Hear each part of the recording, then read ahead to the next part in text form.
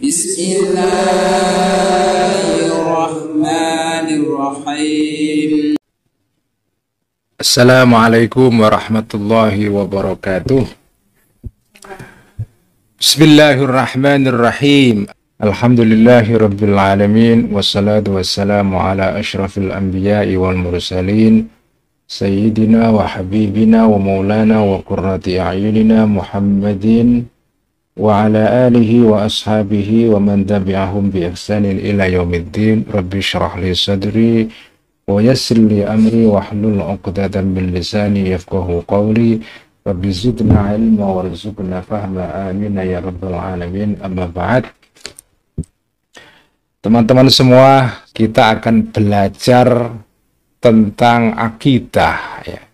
Akidah Islam yang sesuai dengan rumusan para ulama yang disebut dengan ulama madhab Asy'ariyah, ya. Ini adalah madhab Ahlussunnah wal Jamaah yang diikuti oleh mayoritas umat Islam seluruh dunia, yaitu madhab Asy'ariyah selain madhab Maturidiyah. Nah, akidah Asy'ariyah ini banyak diikuti oleh umat Islam yang mengikuti dua madhab, ya, yaitu madhab Syafi'i dan madhab Maliki, ya.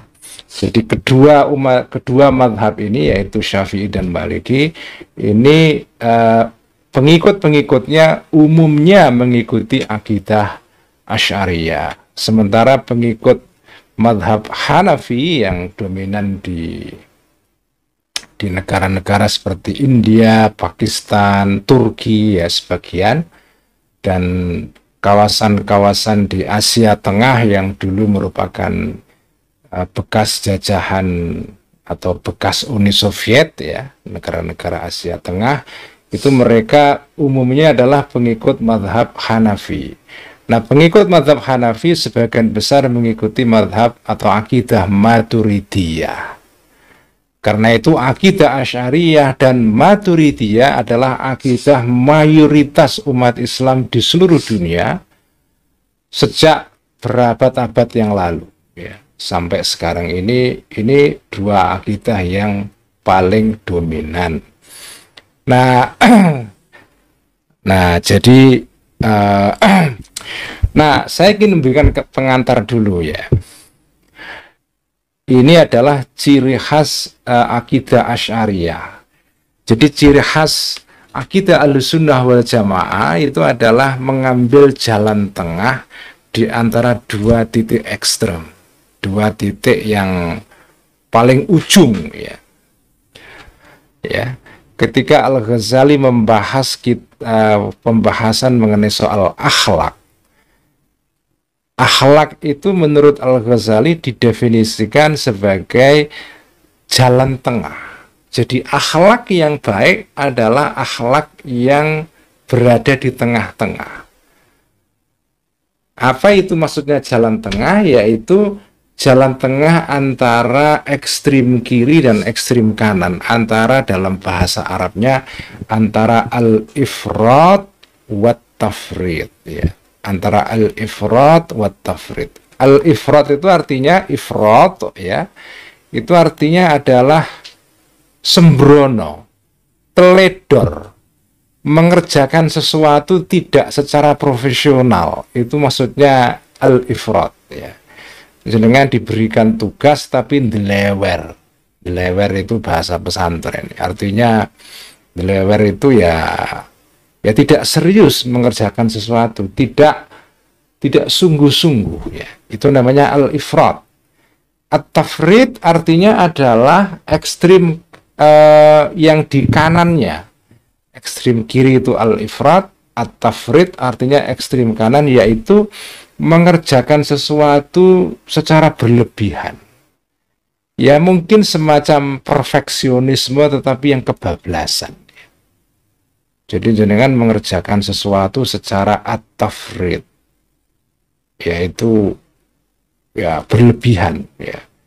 Jadi kalau al-ifrat itu sembrono, teledor, delewer, at-tafrid itu artinya ekstrim yang sebaliknya, yaitu mengerjakan sesuatu secara berlebihan. yang dalam bahasa agama disebut dengan al-hulu, yaitu kebablasan.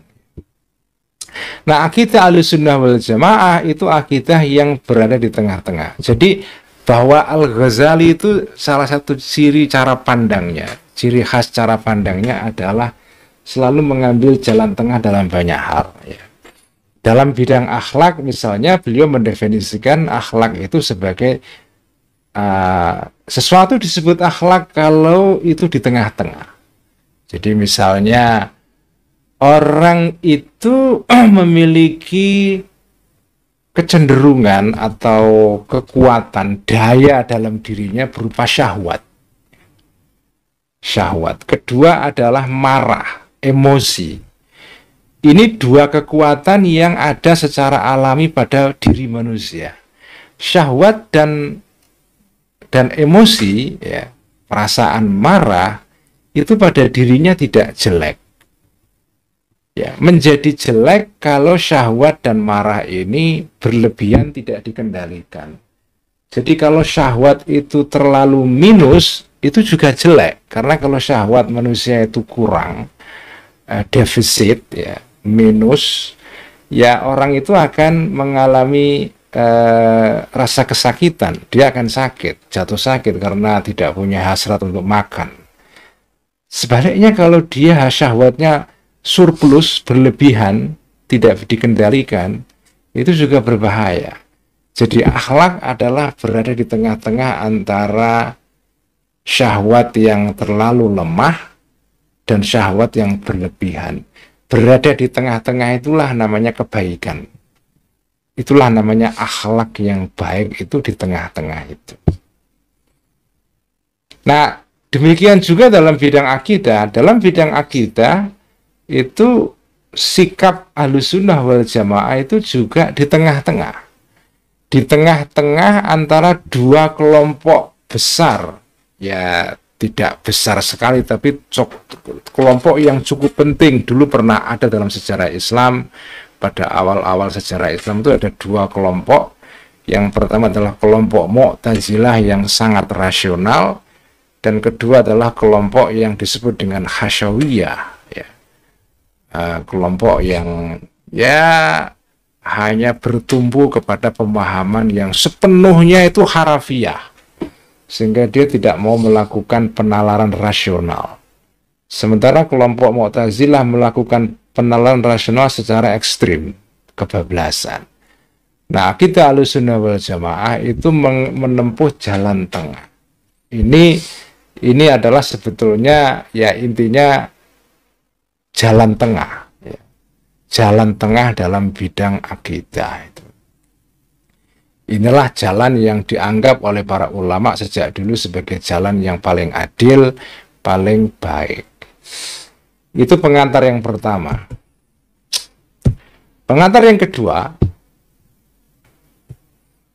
ini bukan pengajaran atau ulasan tentang akidah yang basic, yang dasar, ya.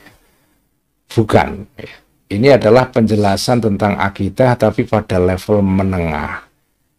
Karena itu nanti jangan heran kalau ada pembahasan-pembahasan yang agak bikin ngeluh, ya, agak bikin pusing, ya, agak bikin agak ekstra mikirnya, karena memang ini adalah pembahasan akidah pada level menengah, bukan pada level basic, ya.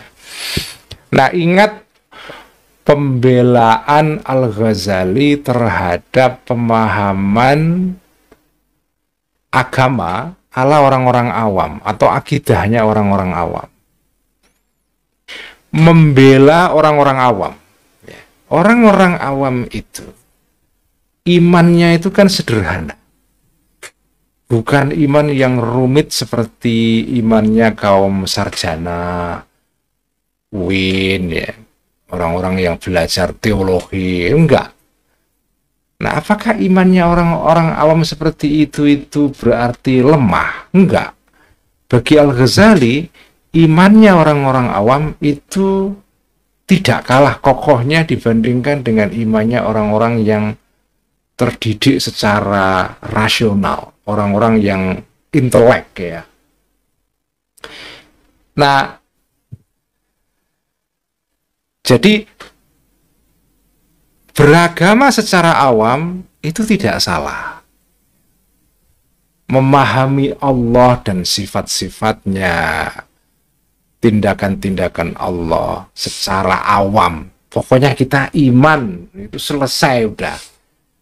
Ya, tentu dengan dalil-dalil yang sederhana, itu sudah cukup. Tidak apa-apa. Imannya orang awam itu tidak masalah. Tetapi imannya orang yang awam itu tidak satu-satunya. Harus ada iman pada level yang lebih tinggi, yaitu iman atau kepercayaan yang dirumuskan dengan metode yang jauh lebih canggih daripada kepercayaan atau imannya orang-orang awam. Ini akan mengulas akidah dengan pendekatan yang seperti itu. Memang agak sedikit ekstra nanti. Kita akan berjumpa dengan pembahasan yang agak sedikit rumit ya. Tapi ini belum tingkat yang advance, tingkat yang lebih tinggi, tingkat lanjut. Enggak, ini tingkat menengah.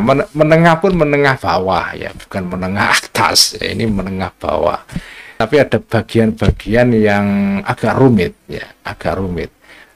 Tidak mudah memang. Teman-teman semua, banyak orang yang mengira bahwa seorang yang beriman ya, itu ini terutama di kalangan apa namanya ya orang-orang yang rasional murni ya. Sekarang ini kan ya banyak orang-orang yang menggunakan pendekatan yang rasional murni. Pokoknya kalau tidak masuk akal, tidak rasional ditolak itu ya. Jadi apa ya bersikap rasional secara ekstrim ya. Nah, banyak orang yang punya pandangan seperti itu berpikiran bahwa orang-orang yang beragama, yang beriman itu artinya iman itu ya sudah iman itu, percaya begitu saja. Jadi ketika orang beragama itu beriman, itu kerap diejek, artinya kalau beriman itu percaya tanpa ada bukti. Nah, pandangan seperti ini keliru. Orang-orang yang beriman itu mereka beriman karena telah membuktikan imannya itu berdasarkan penalaran yang juga rasional.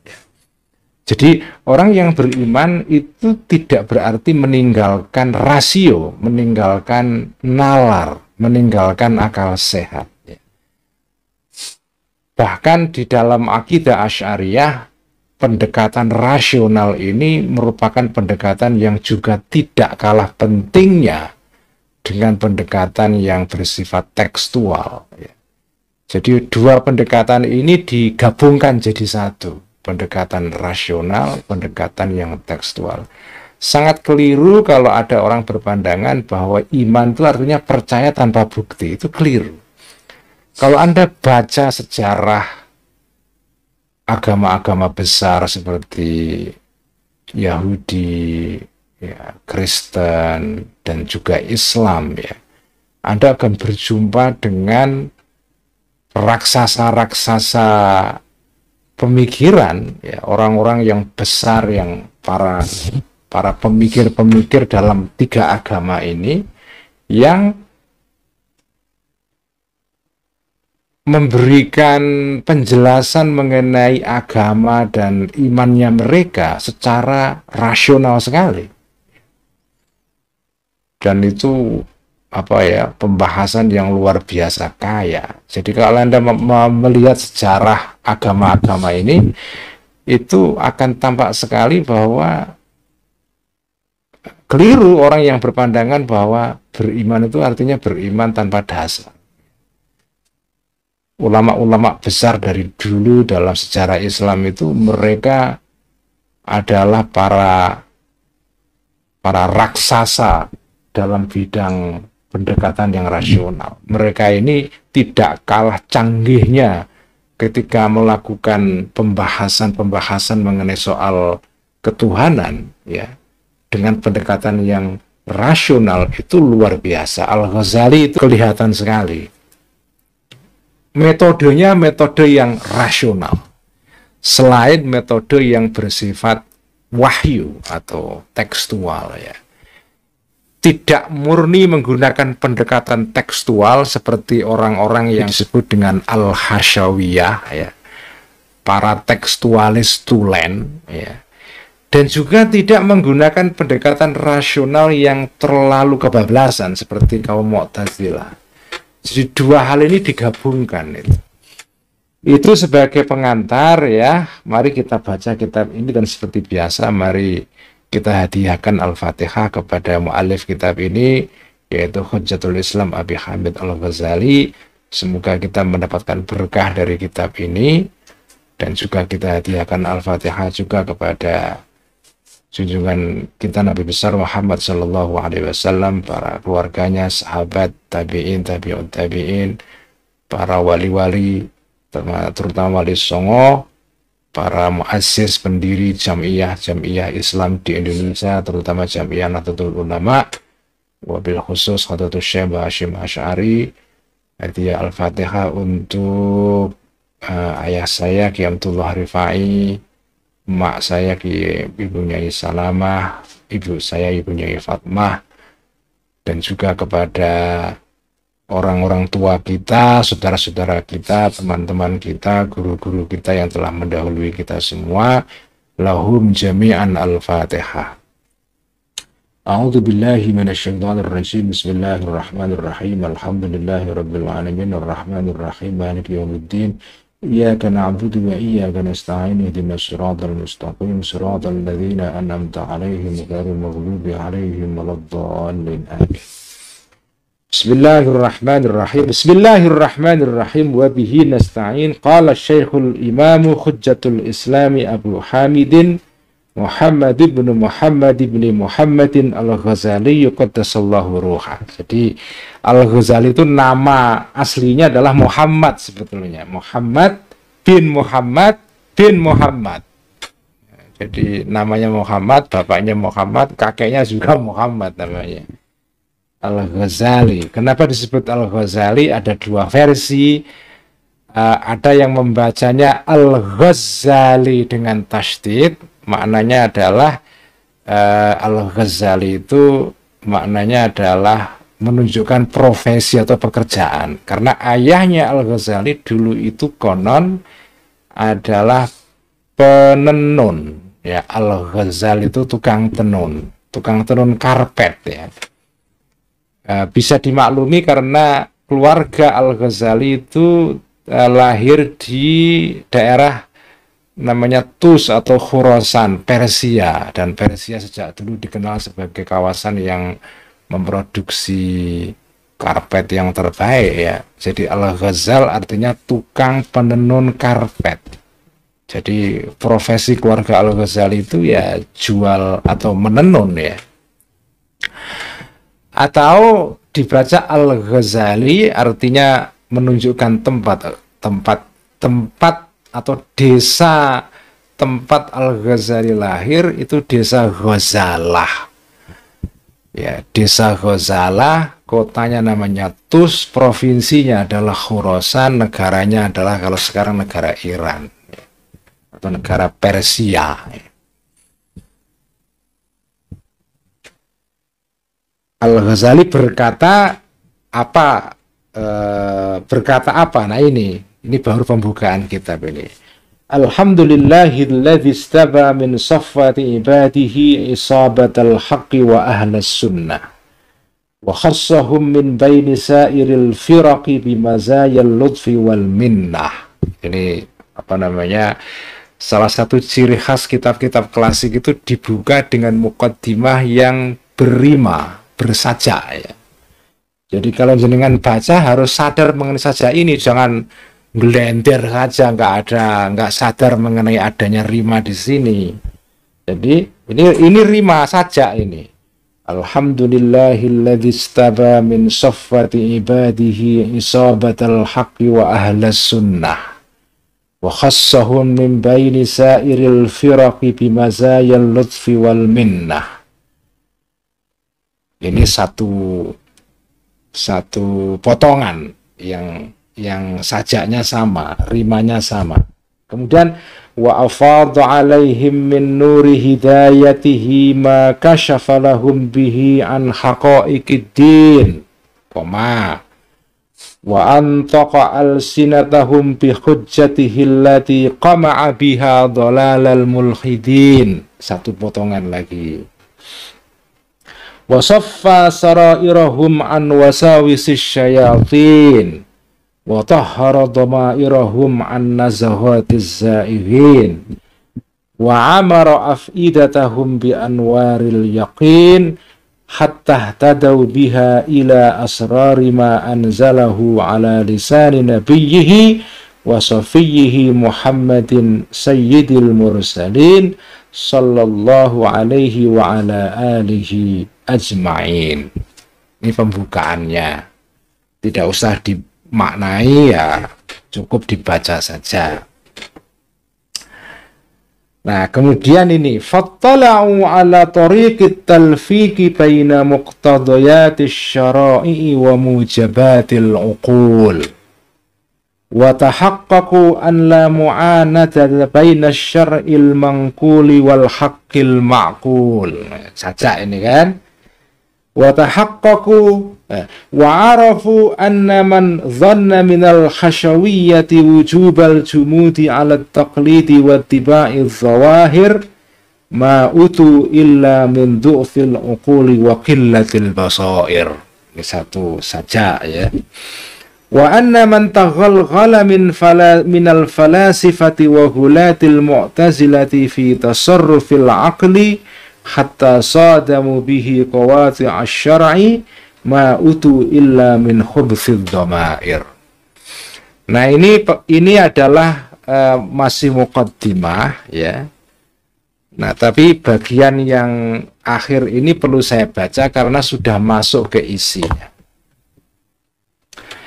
Fattala', maka melihatlah, yaitu mereka ini adalah para sahabat, para tabi'in dan tabi'ut tabi'in semuanya tadi itu ya.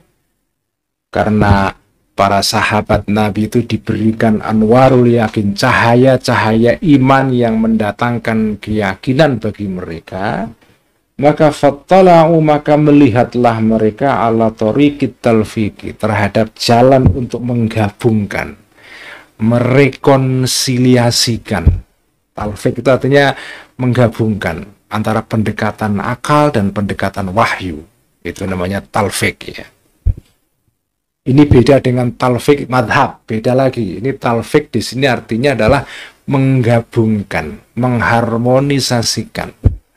Jadi ciri khas akidah Asy'ariyah adalah talfiq, menggabungkan antara akal dan wahyu. Baina muqtadayatis syara'i, di antara tuntutan-tuntutan agama wa mujabatil uquli, dan tuntutan atau ketentuan-ketentuan atau kesimpulan-kesimpulan akal. Akal dan agama digabungkan. Wa arafu, dan tahu mereka-mereka ini, para sahabat Nabi ini dan para pengikut-pengikutnya ini, anna man dhanna, sesungguhnya seseorang yang mengira orang ini, minal khasyawiyati, di antara orang-orang hasyawiyah. Hasyawiyah itu dari kata hasyun ya. Hasyun itu artinya agak jelek artinya itu. Hasyun itu artinya gombal. Tahu gombal ya? Ya, sepotong kain yang tidak bernilai. Gombal mukio kalau dalam bahasa pesantren itu. Gombal mukio. Jadi hasyawiyah ini adalah orang-orang yang gombal itu loh, yang orang-orang yang tidak punya pikiran yang agak sedikit canggih, sehingga beragama itu murni hanya mengikuti pendekatan yang tekstual saja. Orang-orang gombal. An-naman dhonna, sesungguhnya orang yang mengira orang ini minal khasyawiyah, di antara orang-orang khasyawiyah, orang-orang yang pikirannya sederhana sekali, ya. Mereka mengira wujubal jumudi, kewajiban untuk jumud, ya. Berpegang teguh secara melulu, ya. Alat taklidi, terhadap taklid, wattiba'iz zawahir, dan mengikuti zawahir atau makna yang zahir di dalam dalil-dalil agama, tidak menggali makna batinnya. Orang-orang seperti ini ma'utu, tidak didatangi, artinya tidak terjebak di dalam pendekatan yang seperti itu, illa min du'fil uquli, karena, atau illa min du'fil uquli, kecuali karena lemahnya akal-akal mereka, wakillatil basairi, dan sedikitnya basirah, kekuatan mata batin mereka. Mereka tidak punya kemampuan menalar yang canggih. Karena itu mereka tidak mau menggunakan takwil, nggak mau menggunakan pendekatan yang rasional. Murni hanya tekstual. Itu namanya orang hasyawiyah. Ini ekstrim pertama. Wa anna man taghalghala, dan sesungguhnya orang yang masuk terlalu dalam, minal falasifati, di antara, yaitu berupa orang-orang ahli filsafat, wa ghulatil mu'tazilati, dan orang-orang mu'tazilah yang ekstrim. Tidak semua mu'tazilah ekstrim. Jadi ini mu'tazilah yang ekstrim, ya. Fi tasarrufil aqli, di dalam kerja akal.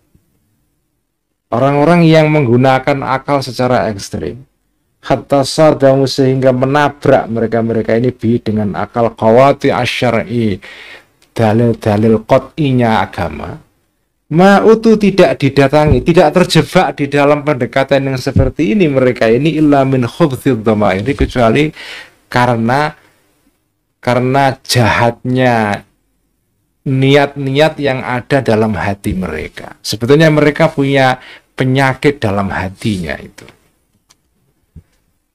Nah, akidah yang benar, akidah yang tepat adalah yang melakukan talfik, menggabungkan antara dua pendekatan itu.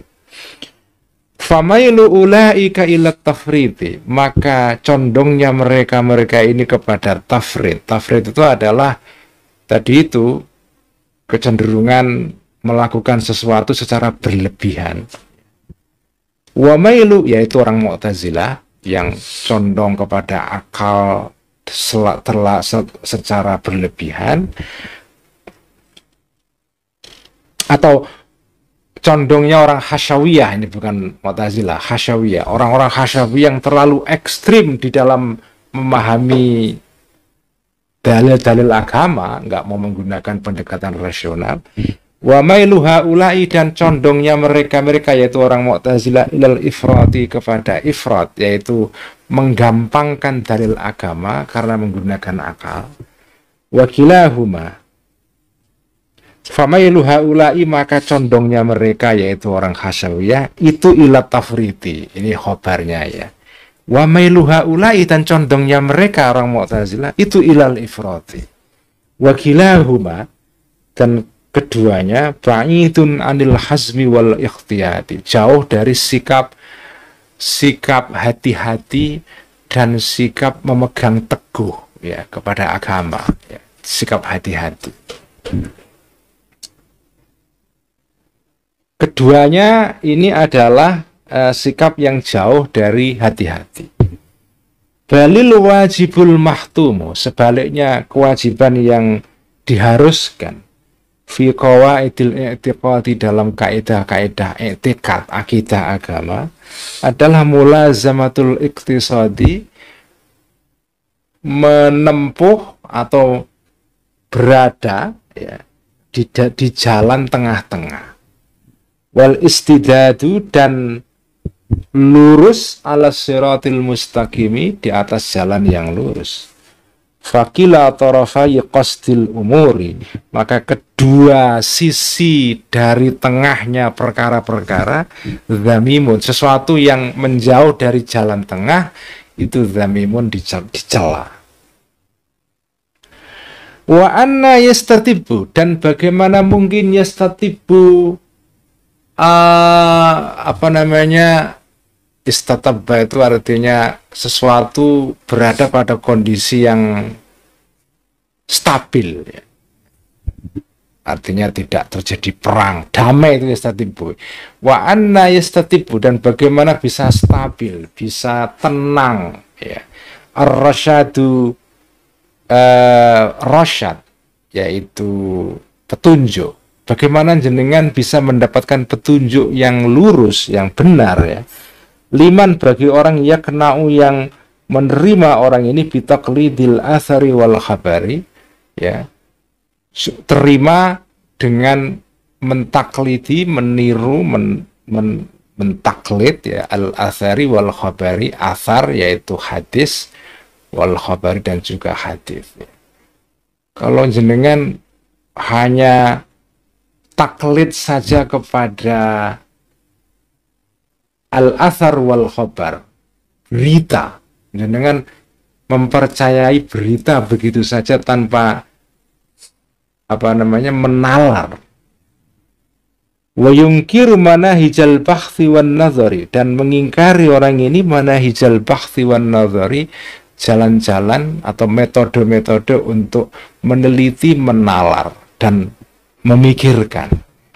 Bagaimana mungkin orang yang tidak mau menggunakan nalarnya itu mendapatkan ar-rasyad, petunjuk? Tidak mungkin. Hanya mendapatkan berita, dengar ada hadis ini, hadis itu, lalu memaknai hadis itu secara harafiah saja, tidak menalarnya. Tidak mungkin orang seperti ini bisa dapat petunjuk. Awala ya'lamu, apakah tidak mengetahui orang ini, annau, sesungguhnya keadaan berikut ini, la mustanada li syar'i, tidak ada dasar bagi agama, illa qaulu sayyidil bashari, kecuali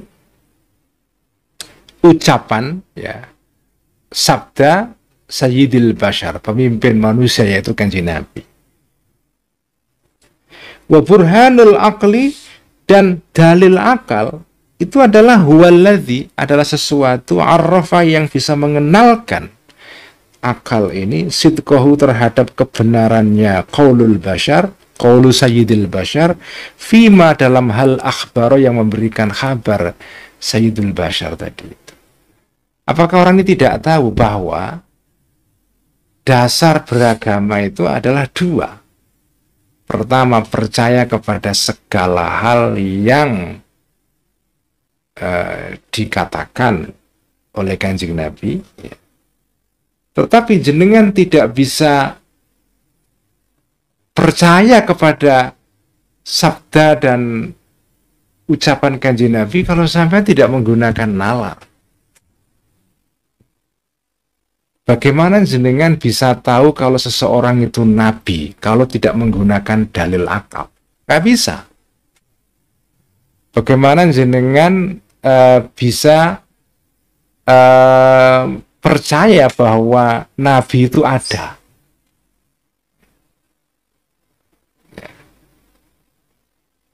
Kenapa ada nabi? Keharusan ada nabi itu tidak bisa dibuktikan melalui dalil nakli, nggak bisa. Jadi kalau jenengan mau membuktikan bahwa nabi itu harus ada hanya melalui Quran dan Sunnah, itu tidak bisa. Karena Quran dan Sunnah itu ada karena dibawa oleh Kanjeng Nabi. Jadi jenengan nggak bisa membuktikan bahwa Nabi itu harus ada melalui Quran dan Sunnah. Karena kalau jenengan menggunakan dalil seperti itu, namanya jenengan berdalil secara sirkular. Dalam ilmu mantek itu disebut dengan dalil yang bersifat daur dan tasalsul, ya. Artinya sirkular. Jenengan membuktikan bahwa Nabi harus ada dengan Quran dan Sunnah. Sementara Quran dan Sunnah itu dibawa oleh Kanjeng Nabi. Jadi nggak bisa jenengan menggunakan Quran dan Sunnah untuk membuktikan adanya Nabi. Jenengan harus membuktikan adanya Nabi dengan akal dulu. Setelah akal bisa membuktikan adanya Nabi, baru sampean bisa percaya kepada sesuatu yang dibawa Kanjeng Nabi, yaitu berupa Quran dan Sunnah. Jadi sebelum jenengan bisa membuktikan bahwa Nabi itu harus ada, jenengan tidak bisa mempercaya apapun yang dikatakan oleh Nabi. Setelah jenengan membuktikan bahwa Nabi itu mungkin ada dan bahwa Allah itu mungkin mengutus Kanjeng Nabi, mengutus seorang Nabi kepada hamba-hambanya untuk membawa kebenaran, ya, baru jenengan bisa mempercayai kalau segala hal yang dibawa Kanjeng Nabi atau para nabi-nabi itu benar adanya. Jadi jenengan tidak bisa mempercayai Nabi tanpa menggunakan akal. Tidak bisa jenengan menggunakan dalil syarak, dalil berupa Quran dan Sunnah, nggak bisa.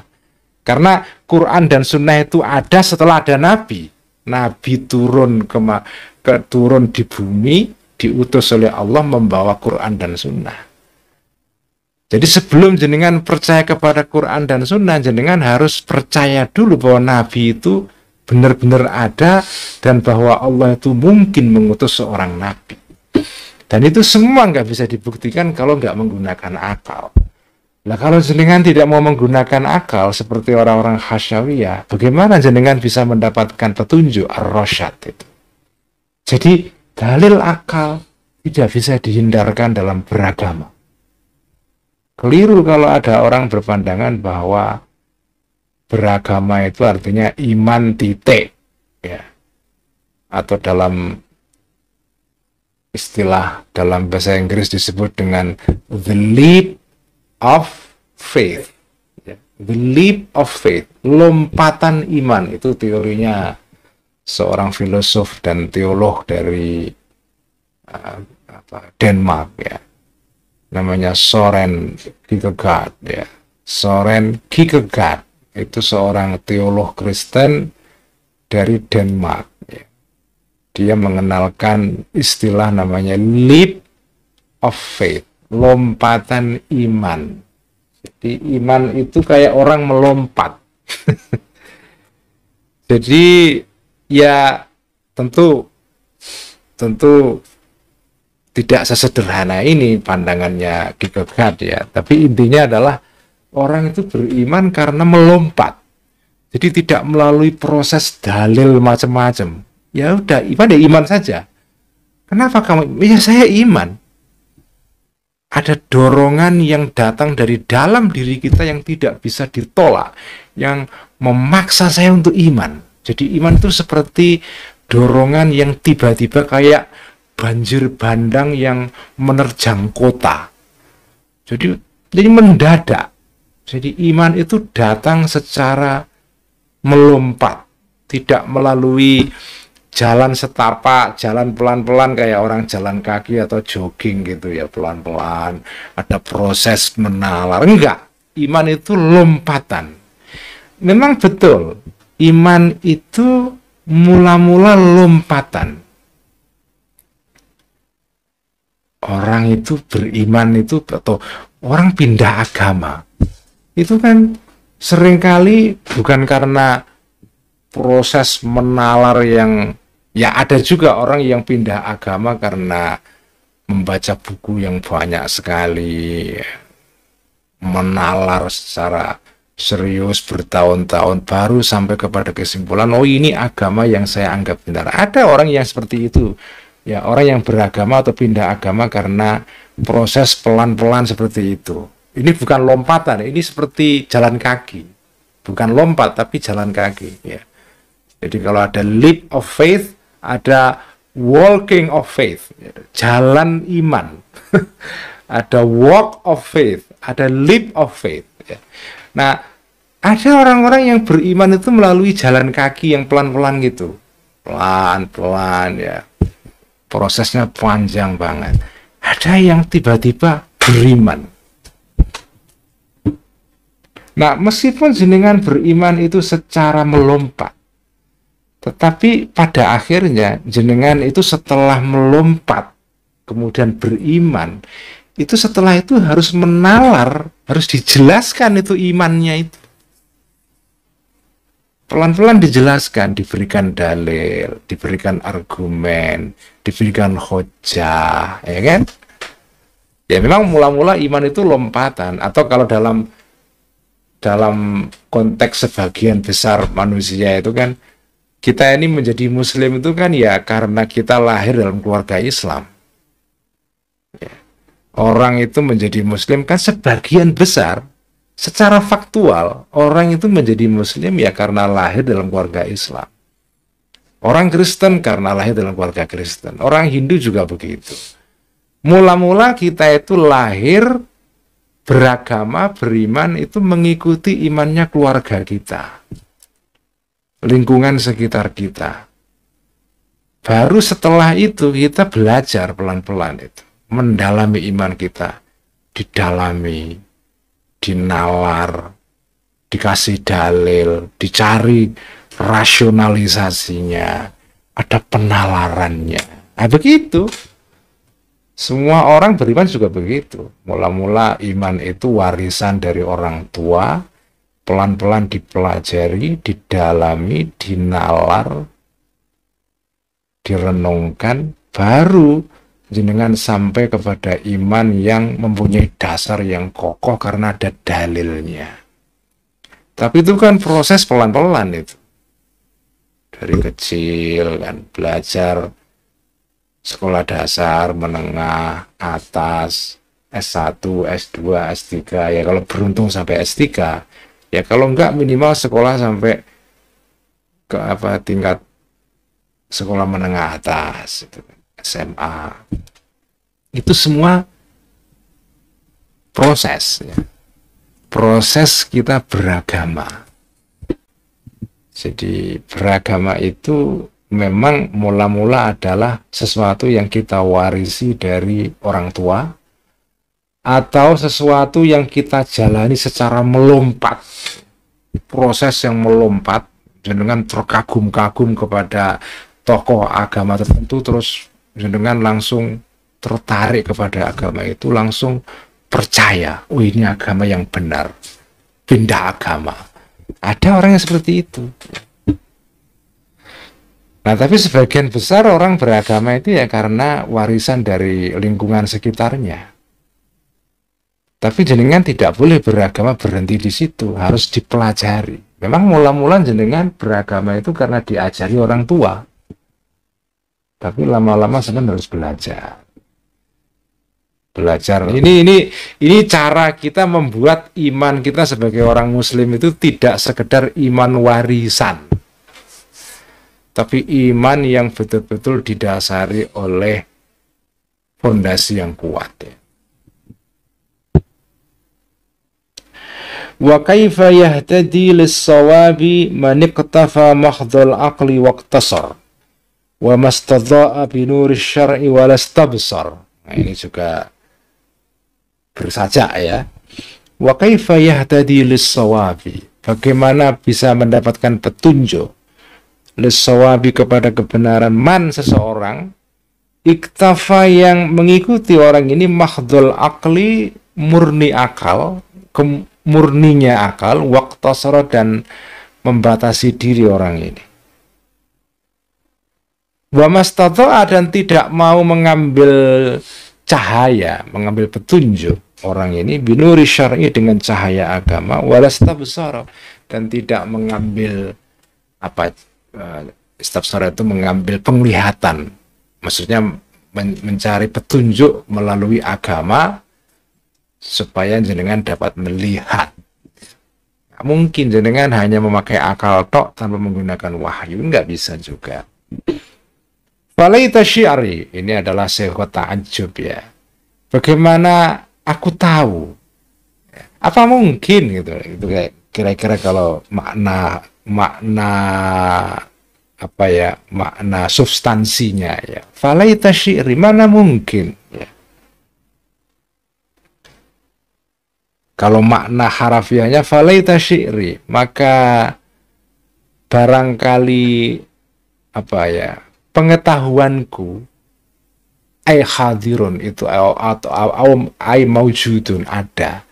Bagaimana aku bisa tahu? Ya. Bagaimana mungkin itu makna non harafiahnya? Kaifa yafza'u ilal aqli? Ya. Kaifa yafza'u ilal aqli haitsu ya'tarihi al-'ayy wal hasar? Awala ya'lamu anna khutal aqli qasiratun wa anna majalahu dayyikun munhasir. Ini masih sajak terus ini. Kaifa yafza'u, bagaimana lari orang tadi itu yang menggunakan akal saja, ilal aqli kepada akal, haitsu ya'tarihi, sementara atau sekiranya mendatangi, mengenai, menimpa kepada akal ini, kepada akal al-iyu, ke apa, al-iyu itu apa namanya, al-iyu itu susah ngomong ya, orang yang susah ngomong ya. Itu apa namanya al-iyu itu, gagap ya. Al-iyu, kegagapan, wal hasaru, dan keterbatasan. Gimana mungkin kamu menggunakan akal saja sementara akal itu terbatas? Awala ya'lamu, apakah tidak mengetahui orang yang tadi itu menggunakan akal saja itu anna khutal aqli qasiratun, sesungguhnya langkah-langkah akal itu terbatas.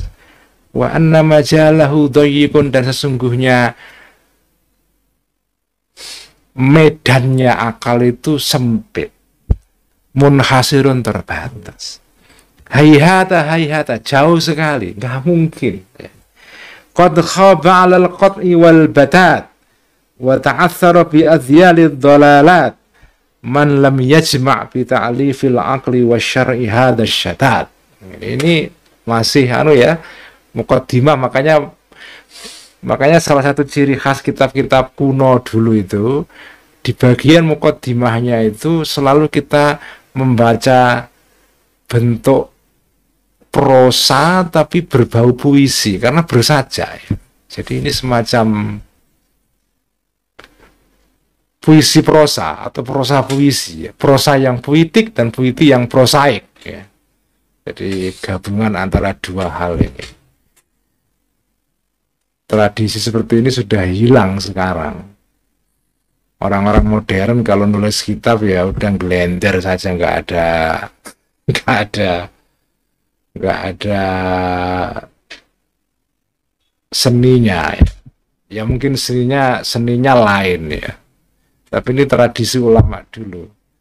Jadi muqaddimah kitab itu ditulis dengan bentuk yang puitik sekali. Dan biasanya ulama berlomba-lomba untuk membuat muqaddimah yang indah sekali. Dan dulu itu ada profesi khusus untuk menulis tulisan yang indah. Misalnya para raja-raja dulu itu, raja-raja itu mereka punya staf khusus penulis, atau bukan penulis dalam pengertian nulis tangan, enggak. Penulis artinya sastrawan, seorang yang memang lihai, sangat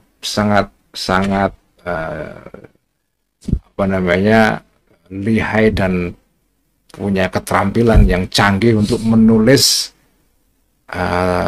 prosa yang indah sekali, karena surat para raja-raja kepada raja yang lain itu harus ditulis dengan bentuk yang sangat witik ya, sangat sastrawi ya. Nah, tradisi itu ditiru oleh para ulama. Ulama-ulama zaman dulu kalau nulis muqaddimah kitab itu indah sekali, penuh dengan rima dan saja. Tapi ini bukan puisi, ini prosa pada dasarnya, nafar ya. Bukan syair atau bukan qasidah. Karena qasidah itu bentuknya lain, ada wazannya, ada skalanya, ada rumusnya, dalam satu bait sekian kata ya. Kalau ini tidak memakai rumus jumlah kata dan kemudian jumlah vokal dan konsonan, enggak. tapi tetap mengandung rima sajak yang indah, dan juga pilihan-pilihan katanya, ya itu juga indah sekali. Ya ini nggak bisa dinikmati kecuali orang yang paham bahasa Arab ya, terutama bahasa Arab klasik. Karena kalau bahasa Arab modern itu lain lagi udah. Jadi hal seperti ini nggak bisa dilakukan kalau tidak menggunakan bahasa Arab klasik. Bahasa Arab modern nggak bisa dipakai untuk menulis muqaddimah kitab yang indah seperti ini, nggak bisa.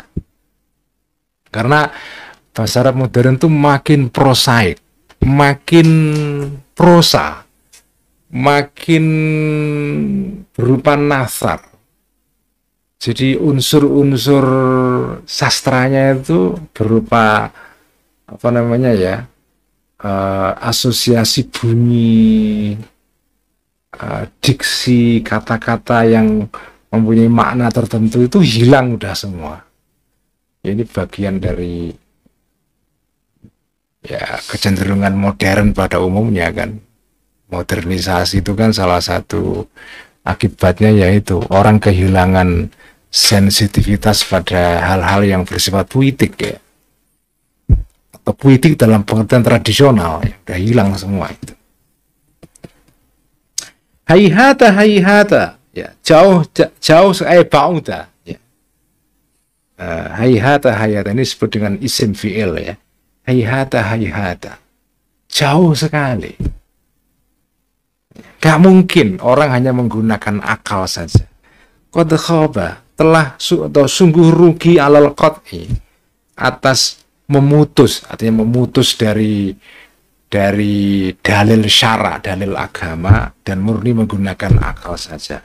Qad khaba, sungguh rugi seseorang itu ya, alal qat'i, karena memutus dalil yang bersifat syara, dalil tekstual, wal batad, dan memutus, wa ta'athara, dan terseok-seok orang ini bi'adhyalid dhalalati, dengan apa namanya, ekor-ekornya kesesatan. Dia berpegangan kepada ekor, tapi ekor ini ekor kesesatan. Qad khaba, sungguh rugi.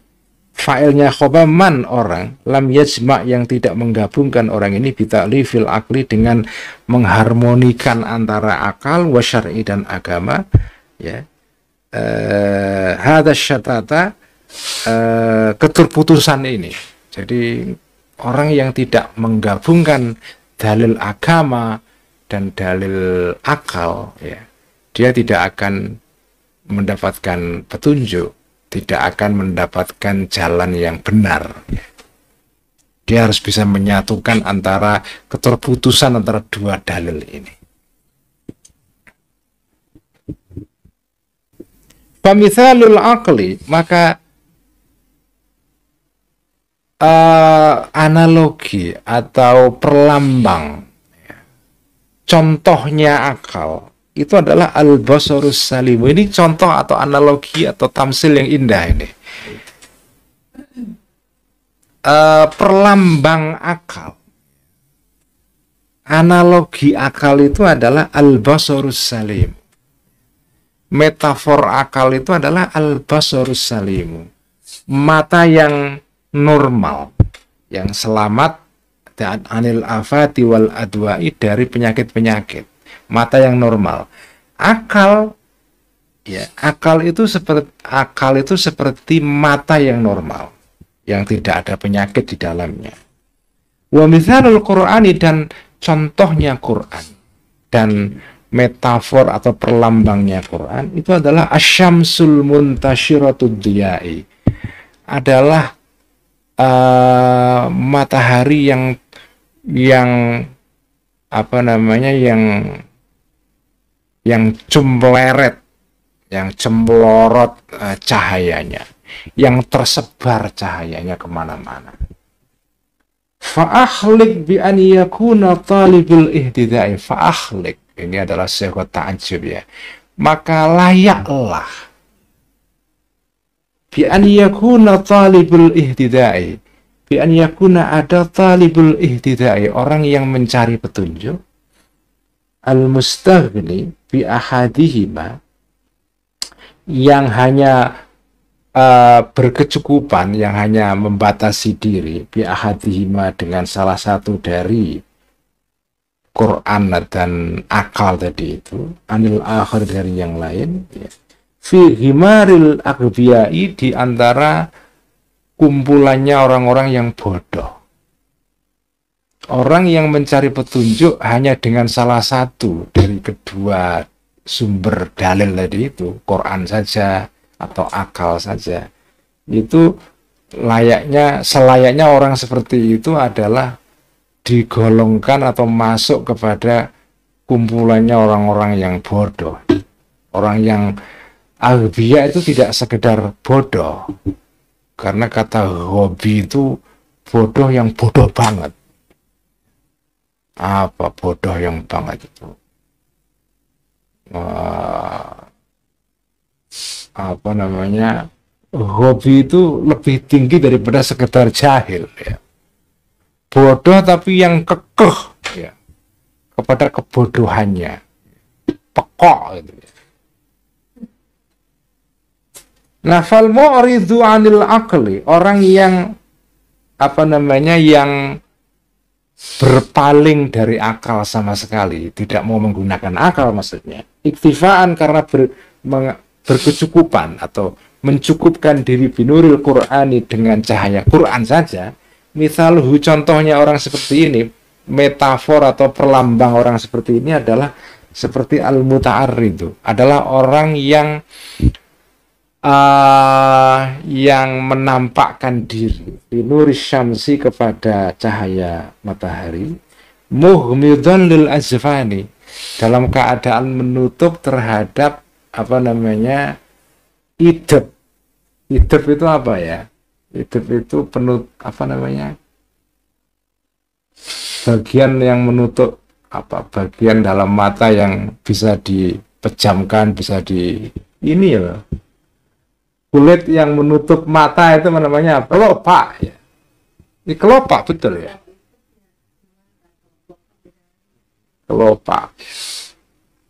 Orang berada di tengah-tengah matahari, artinya ada matahari, ya. Orang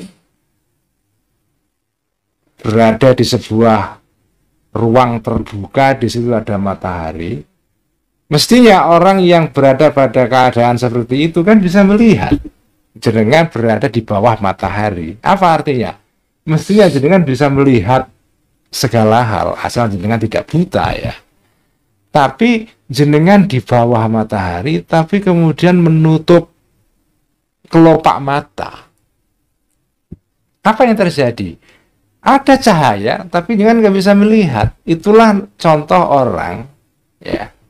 Contohnya orang yang hanya berpegang kepada Quran, tidak mau menggunakan akal. Karena matahari itu Quran. Matahari itu Quran. Akal itu seperti mata. Jenengan berada di bawah matahari, artinya ada Quran dan Sunnah, tapi jenengan tidak mau membuka mata, artinya tidak mau menggunakan akal. Apa yang terjadi? Ada matahari, tapi jenengan tersesat.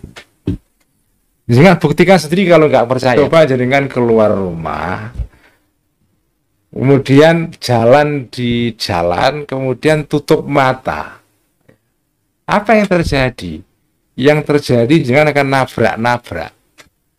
Padahal kan aneh, kalau nabrak-nabrak di tengah malam yang gelap gulita itu bisa dimaklumi. Jenengan berjalan di tengah hutan, di tengah malam gelap gulita, nggak ada matahari, ya nabrak-nabrak maklum.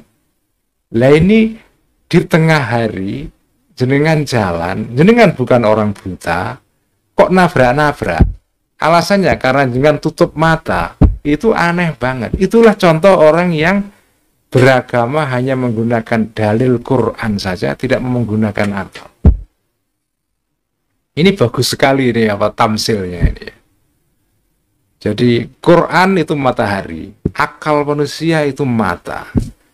jenengan ada matahari tapi tidak membuka mata, itu ya jalannya nabrak-nabrak.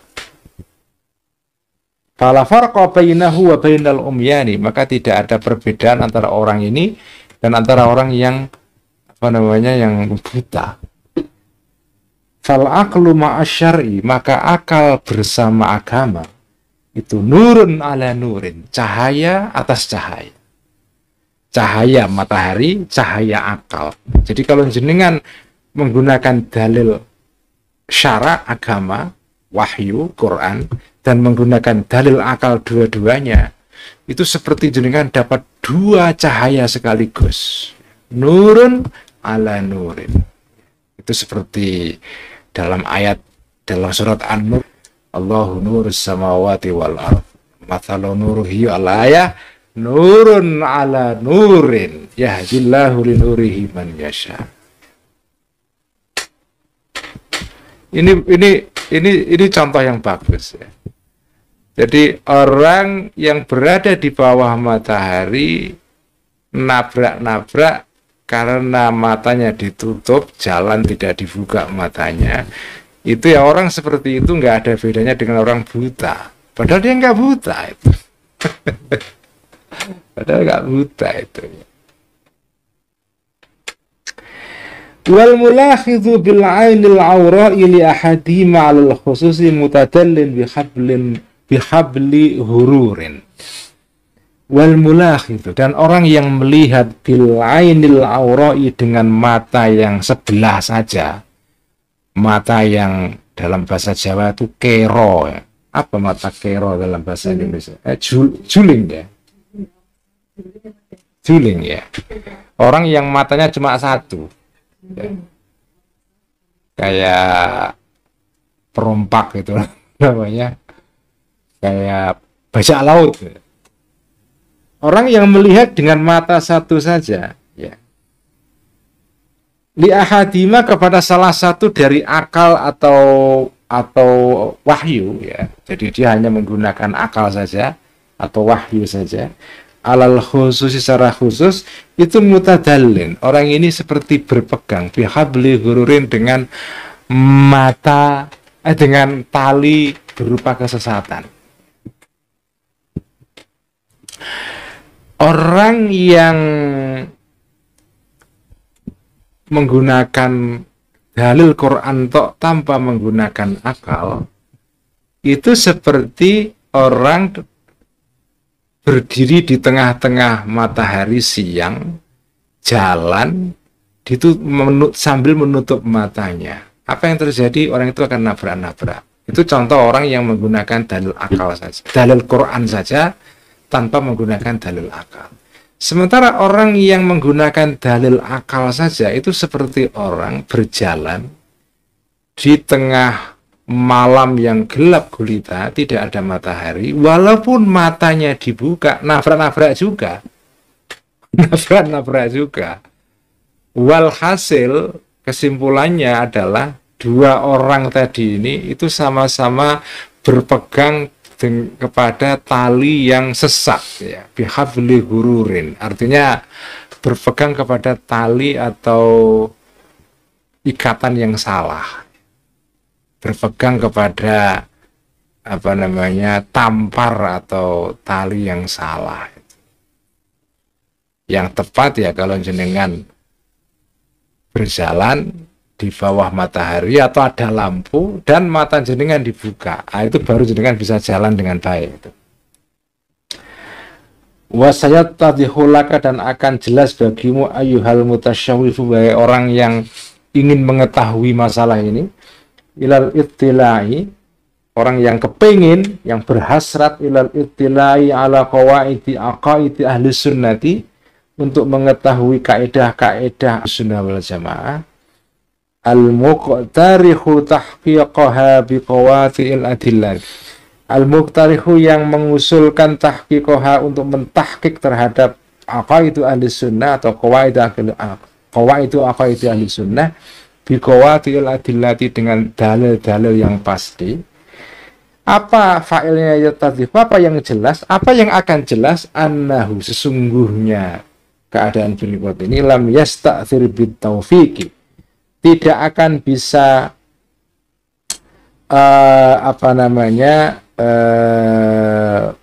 memonopoli, atau ya monopoli itu ista'tharo, memiliki secara khusus bitaufiqi, untuk menggabungkan, lil jam'i, untuk mengharmonikan, baina syar'i wa tahqiqi, antara agama wa tahqiqi dan mentahqiq melalui akal, memverifikasi melalui akal. Fariqun, kelompok, ya, fa'ilnya yasta'thir, tidak ada kelompok yang bisa melakukan harmonisasi antara dalil agama dan dalil akal ini, kecuali isi wahadal fariqi, selain kelompok ini, yaitu kelompok ahli sunnah wal jamaah. Fashkurillah ta'ala, maka syukurlah engkau kepada Allah Ta'ala, alaktifaika, karena mengikutinya kamu, karena mengikutinya kalian, li atharihim, kepada jejak-jejaknya ahli sunnah wal jamaah. Alaktifaika, terhadap mengikutinya engkau, li atharihim, kepada jejak-jejaknya ahli sunnah wal jamaah. Wan khiratika, dan masuknya engkau fisil kinidhamihim, di dalam barisan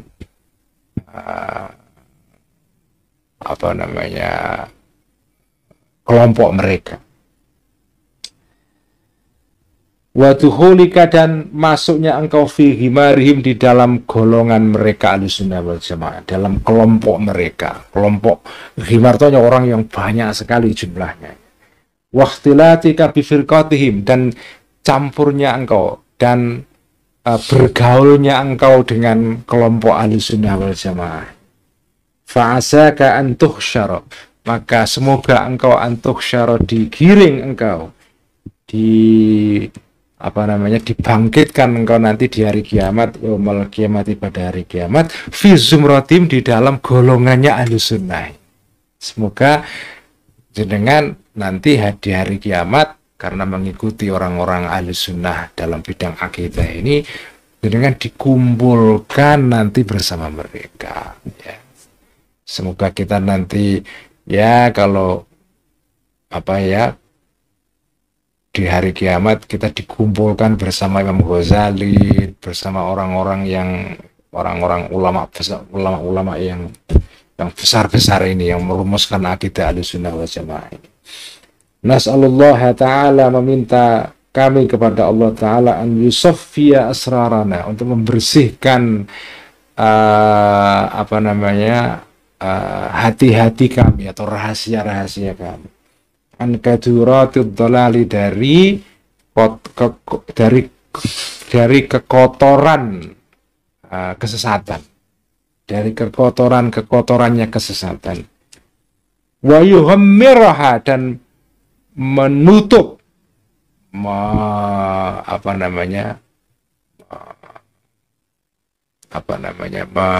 melingkupi, menutupi Allah kepada asrarana binuril haqiqati, dengan cahaya kebenaran.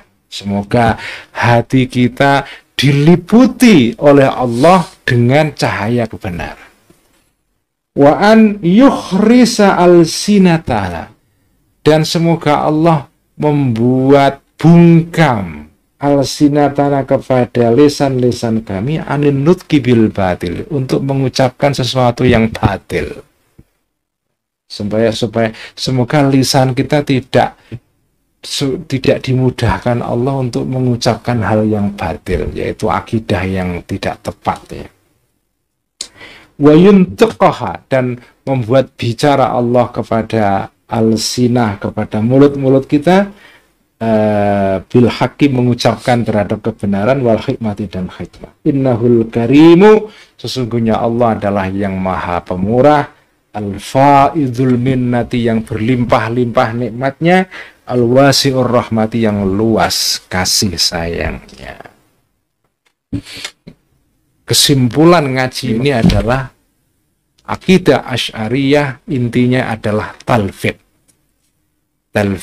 dan taufik, mengharmonikan, menggabungkan antara akal dan wahyu. Orang yang hanya menggunakan Quran saja, tidak memakai akalnya, seperti orang berjalan di siang hari, ada matahari terang benderang, tapi nabrak-nabrak karena matanya ditutup. Orang yang hanya menggunakan akal saja, seperti berjalan di malam hari, di malam yang gelap gulita, walaupun matanya dibuka, tetap nabrak-nabrak juga.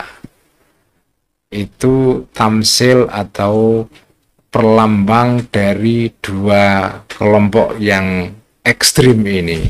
Ahlussunnah wal Jamaah berada di tengah-tengah, ya, di tengah-tengah. Sekian, assalamualaikum warahmatullahi wabarakatuh.